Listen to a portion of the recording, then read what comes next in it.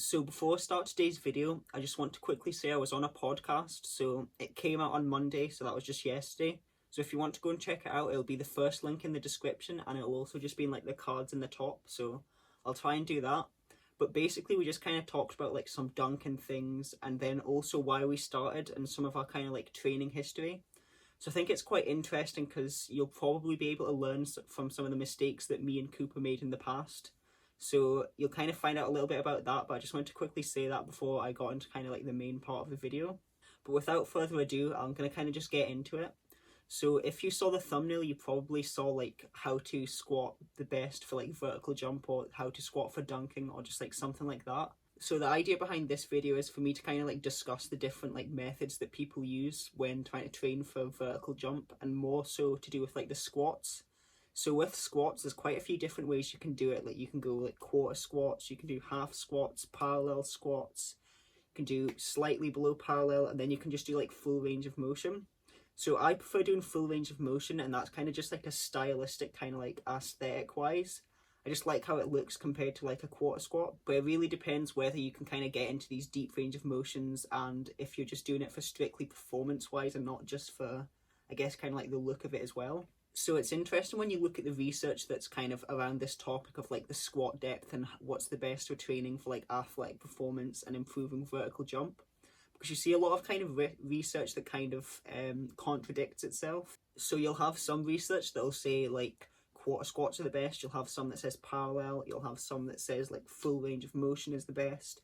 But I think a lot of these studies you've got to kind of take with a pinch of salt.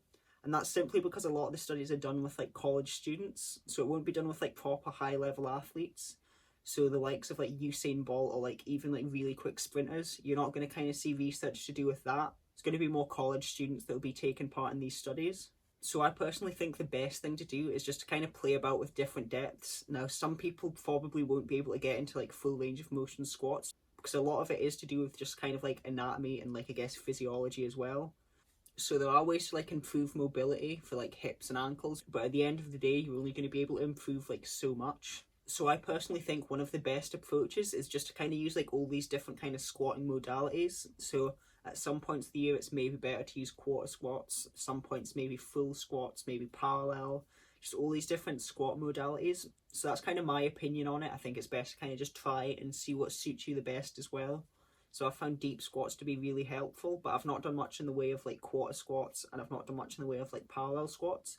But training with John, it's kind of opened my eyes up to doing more different kind of squats. So now that we've talked about that, I want to kind of talk about a few cues that I think are kind of vital to make sure that your squat performance is the best that it can be. So I'm going to have some examples as well of like some of my squats, and I got some really good footage last week of my deep squats that I was doing, and I think you can see like the VAT quite well, and you can see kind of like my stomach, which is an important thing. So the first tip I'm going to give you, or I guess kind of cue that I'm going to give you, is basically just making sure that you're getting the bar secured on your shoulders.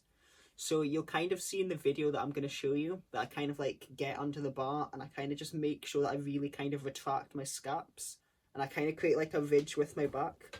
I think I did it without a shirt on, so you should be able to see kind of like the back muscles like move and create that ridge. So that's what you do, and that's how you basically just kind of create that cushion on your neck so that the bar can kind of just rest there. And if you do that, you shouldn't have any problems with having like a sore neck like the morning after. You should be quite good with that. So another hidden benefit to it is just the fact that you're going to be kind of like secure and confident underneath the bar.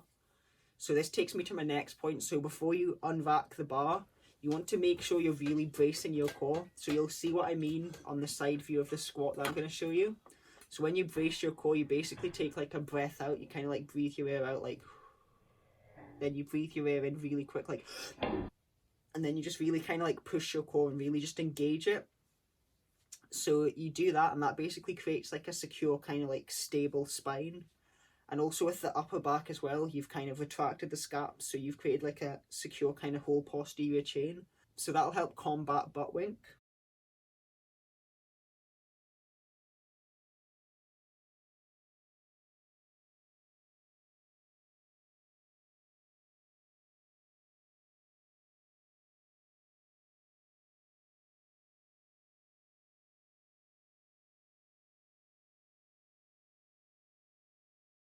But another thing I'd like to mention about this is when you kind of combine like the retracted scaps and like the ridge and then the like core stability, the bracing of your core, when you combine those two and you lift off the rack, I find when I do it well, I kind of walk out with confidence, because if you do it right, the bar should feel like it doesn't even weigh that much on your back. Even if it's like a really heavy weight, it should still feel relatively like easy on the back and like not bad to walk out.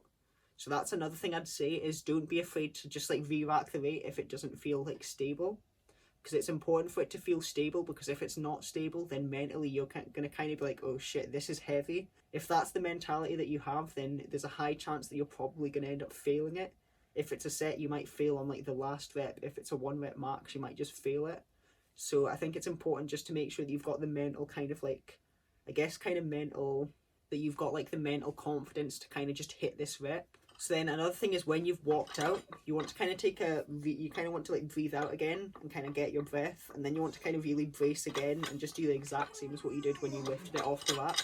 So if you do those kind of cues, you should be able to combat butt wink, as I said, and it'll also just kind of keep your back like relatively straight, and it'll just protect it. Because I know like when I was personally going into the weight room for the first time, a thing I was really kind of like scared of, I guess, was just injuring myself.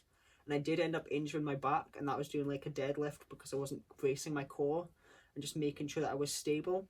And that's like a thing as well, is with bracing your core, you'll be able to apply that to like deadlifts, cleans, just basically any movement in the weight room specifically. So it's really important just to make sure that you're stable, because it can cause injury, and I've had injury before because I've not done it. So I think it's something that you should definitely keep in mind when going to the gym for the first time, or even if you've been going to the gym for a few years but not doing that. I think it's something you should definitely start trying to like implement in and like play around with. So the main reason I actually wanted to make this video today was just because I see a lot of guys on Instagram that go for like squats or deadlifts or just like any weight room movement, but I see them not like bracing their core properly, and I guess just like breathing properly when they're doing the lifting. So a thing as well is you should treat each rep like it's a new rep. So you go down 1, come back up, you re-brace, get ready for the lift again, get nice and stable, then you squat down. So you just have to do that with every rep, and you do that on like deadlifts and all the other lifts as well. But a big reason I wanted to do this video, as I said, was just because I see a lot of guys on Instagram that aren't lifting with the best form, and it's something that can definitely like affect you later down the line if you just keep kind of like doing that shitty form over and over and over again. So it's something definitely to keep in mind.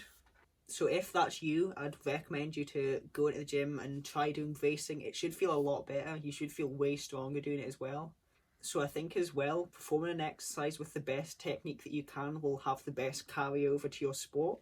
So if it's like sprinting, if it's like long jump, high jump, dunking, just whatever, any of those sports, if you're not kind of lifting with correct technique, you might not get the best carryover. So this is more so to do with like power exercises like cleans and snatches, because these are a lot more technical and a lot more easy to kind of have a technique that's suboptimal. But I think if you try and optimize your technique to a certain extent, then I think it's going to have like the best carryover to your sport. And I think it's to a certain extent as well, if you're doing it in like deadlifts and squats as well, you should have the best carryover with those as well, because you'll just be able to lift more weight doing it with better techniques. So I just wanted to kind of talk about cues. I didn't want to talk about like technique in today's video. So I hope you kind of enjoyed the video today. I think that's going to be about it for the video. So I hope you enjoyed it.